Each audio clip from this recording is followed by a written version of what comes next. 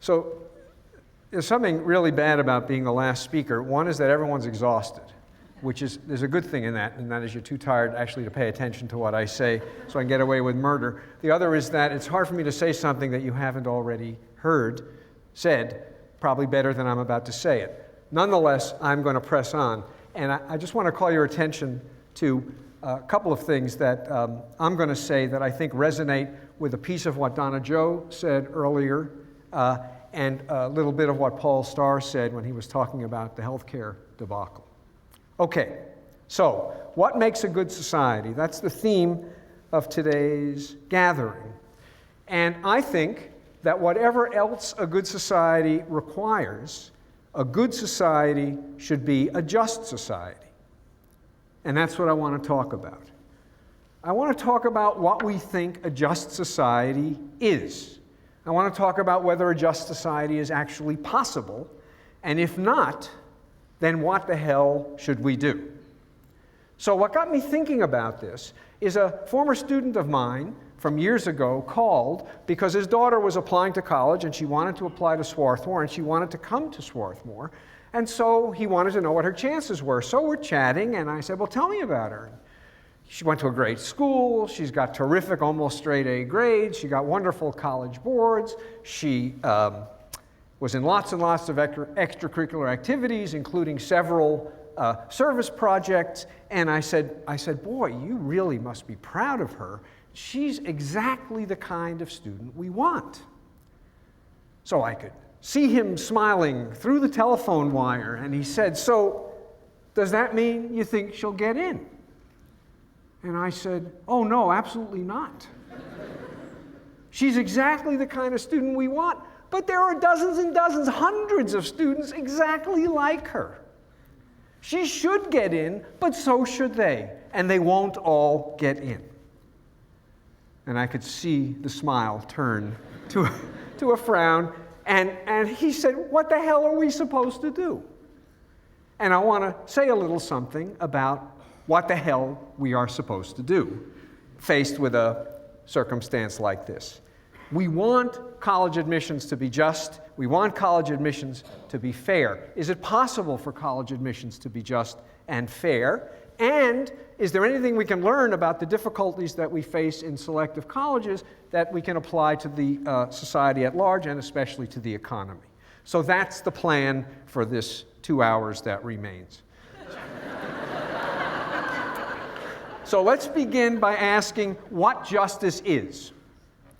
And I'll begin by saying, whatever it is, it's not that. We're all agreed. This is not what we mean by justice. Then what do we mean by justice? There is a research project being conducted by a bunch of psychologists that's worth your inquiring into. You can find them online at yourmorals.org.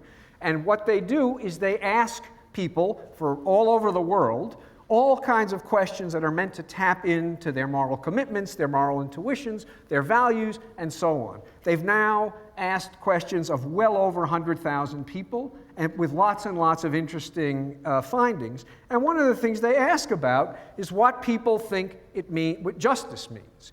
And what they find is that the overwhelming majority of their respondents, at least in the US, think that justice is equity. Okay, now we know what justice means. So the question, of course, is what does equity mean? And I think that the respondents think that equity basically means two things. It means, first, that people should deserve what they get. And second, that people should get what they deserve. If we live in a society in which people deserve what they get and people get what they deserve, we live in an equitable society, and that means we live in a just society. So, is it possible to live in a society where people deserve what they get and where people get what they deserve? The first sentence, it seems to me, is all about merit. We should live in a meritocracy. It's not right to get terrific tickets to the Springsteen concert because your brother-in-law is a concert promoter. It isn't right to get terrific tickets to TEDx at Swarthmore because your roommate is one of the organizers at TEDxSwarthmore. It's not right to get into Yale because your mother is a Yale alum and your grandfather wrote a very big check. It is a no-brainer that these kinds of practices violate sentence number 1. People are getting something they don't deserve. But how about sentence number 2? Should people get what they deserve? This, it seems to me, is also not terribly controversial. We'd all like to live in a society where people get what they deserve. The trouble is, it ain't possible. You train as a software engineer, and you're a very competent software engineer, and all you want is a job at Microsoft or Google or Facebook, along with 150 million other perfectly competently trained software engineers, and there won't be a job for each and every one of you. Just as there is not a place in colleges like Swarthmore for each and every person who deserves to go to a school like Swarthmore. So justice, if this is what you mean by justice, is simply not possible. And if that's true, the question that we need to ask is what other values can we appeal to if we are interested in creating a good or at least a better society, if we can't simply say that what we want in a society is that it be just? Well, let's think a little bit more about academic justice. Do people deserve what they get? The people who get into Swarthmore and Harvard and Princeton and Yale, and you know the ones, people just like you, do you deserve it? Do you deserve to be here? Well, the answer is, yeah, you do. With a couple of exceptions, of course. I can at least say that at Swarthmore being a good quarterback is not an exception. Given how selective these institutions are, admitting less than 1 in 10 applicants, and given how applicants self-select, I think it is reasonable to assume that virtually every single person who comes to a school like this deserves to be here. There's an occasional admissions mistake, but by and large, we can say that people deserve what they get. But do people get what they deserve? Well, here, all I can say is you must be kidding. In fact, I just found out 3 days ago that the daughter of this former student and friend of mine is on the waiting list. Now, if the admissions people want to do something about it, let me know, and I'll actually tell you the name of this person. The trouble is that being excellent is just not good enough. You have to be more excellent than your friend, and his friend, and her friend, and everybody's friend. And what that does, as you probably have experienced, is that it induces people to find ways to game the system so that they can look better to the people who are judging them. Game the system how? Take SAT prep courses for $1 trillion. Take the SATs 100 times. Have a professional edit your college essay. There are lots and lots. Do all kinds of extracurricular activities that you have no interest in whatsoever because you imagine that they will look good to somebody who's reading your folder. We all know how to game the system. Many of you have done it. Admissions people, of course, think they can see right through it. So here's one example of the pressure that this puts on you, starting even as a nursery school kid. And I know that some of your parents have at least thought that if they didn't say it. Or this. So, the question is, what are we supposed to do? How do you solve the problem that there are far more people who deserve to be in places like Swarthmore than can fit? Do we just throw up our hands? Do we keep on ratcheting up the standards, convinced that this at least preserves a certain amount of justice and fairness, even if it creates a kind of unhealthy competition among and pressure among high school students? We seem to be stuck. Well, actually, we're not stuck. And I solved this problem about a decade ago. I did. And I proposed the solution, and there isn't a person on earth who took me seriously, especially not the admissions folks at Swarthmore. Here's the way you It doesn't really solve the problem. Here's the way you ameliorate, it goes a long way. Here's how you ameliorate the problem. You make a decision about every applicant. This applicant is good enough or not, with standards of good enough varying depending on the school. You're honest about that. Then you take all of the good enough applicants, which in the case of Swarthmore is probably 5 or 6 times as many people as we normally admit. You take all of their names, you put them into a great big hat, and then you admit people at random. So now all I have to do is wait until one of you who's applauding becomes the admissions director someplace, and we can actually try this. Now, this doesn't solve the problem that everyone gets what they deserve. Nothing can solve that problem, but there are benefits to it. One benefit is that it will reveal the structural injustice that currently exists in society for what it is. We can't delude ourselves into thinking that the system is just when we know it is a coin flip that determines, or a crapshoot, that determines who gets in and who doesn't.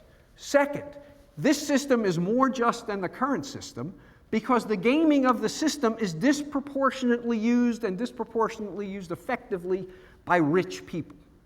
Poor people can't take SAT prep courses and take the SATs 100 times.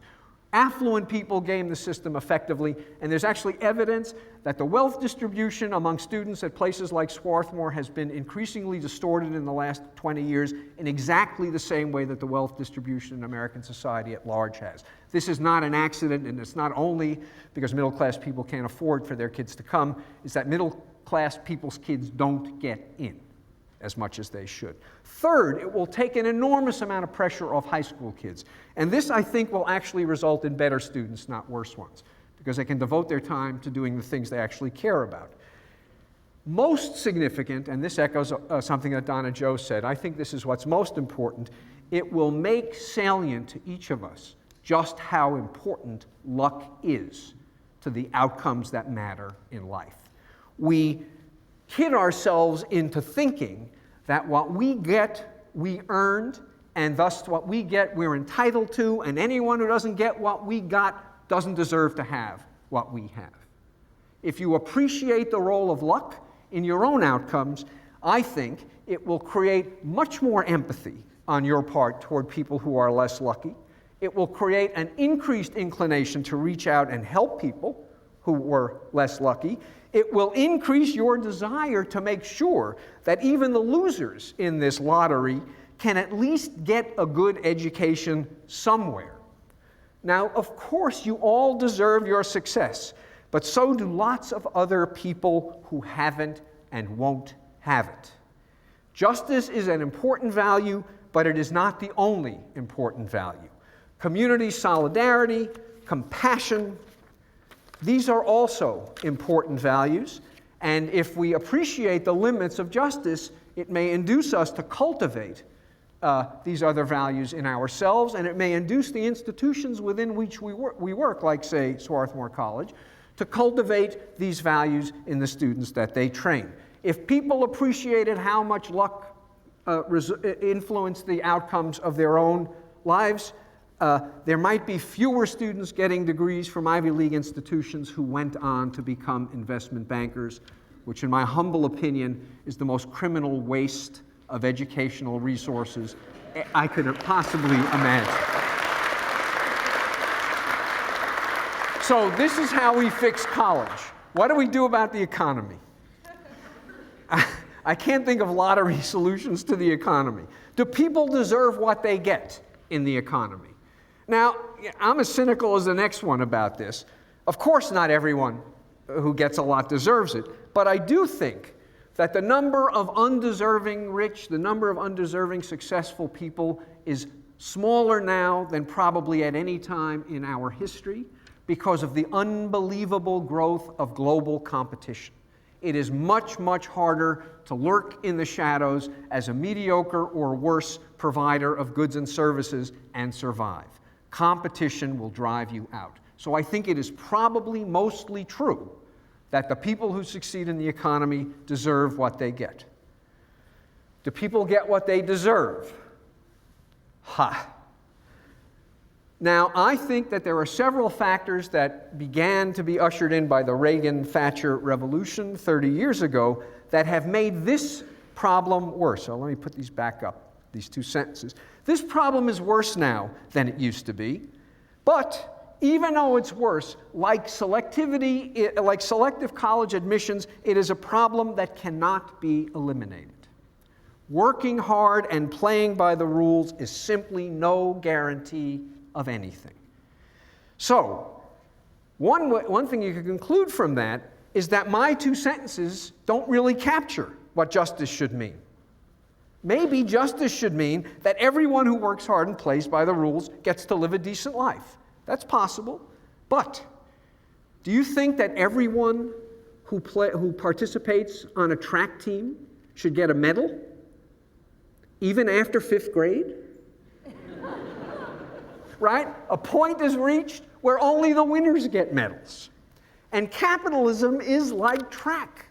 The rewards go to the winners. So unless you're prepared to abandon capitalism altogether, and I know probably some of you are, we'll have to appeal to values other than justice when it comes to creating a good society.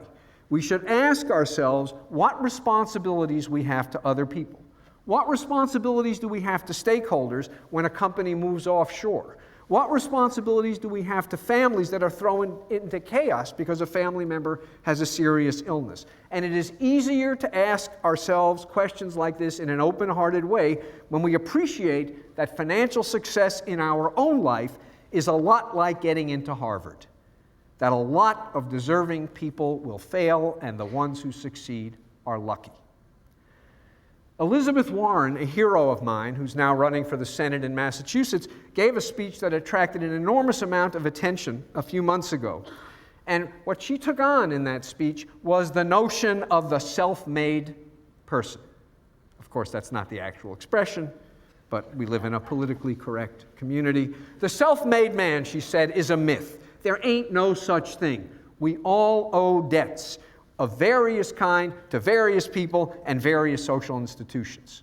And so we ought to pay back our debts and be willing to see some of our success redistributed in various ways to support the society that's made our success possible. I think she's completely right about that. I think that's completely true, but that's not my point. My point is a little different. I don't think that community solidarity and compassion and care are about paying off a debt. I don't think that parents are paying off a debt when they nurture their children.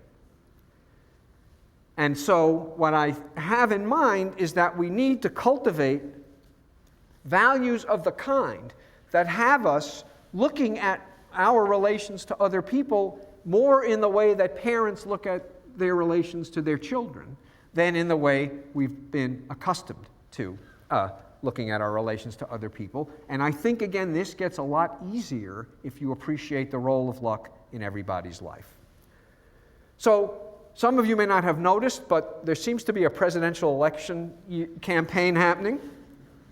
This is a year, every 4 years, when we have a real chance to ask ourselves what kind of country we want to be. And sometimes by accident, that question actually is being asked in the current campaign. Do we want to continue to live under the fiction that people deserve what they get and people get what they deserve? Or do we want to acknowledge that American society is not remotely just in this sense and open ourselves up to other values that will, on the one hand, face reality and on the other hand, make us more humane as a people? Thank you.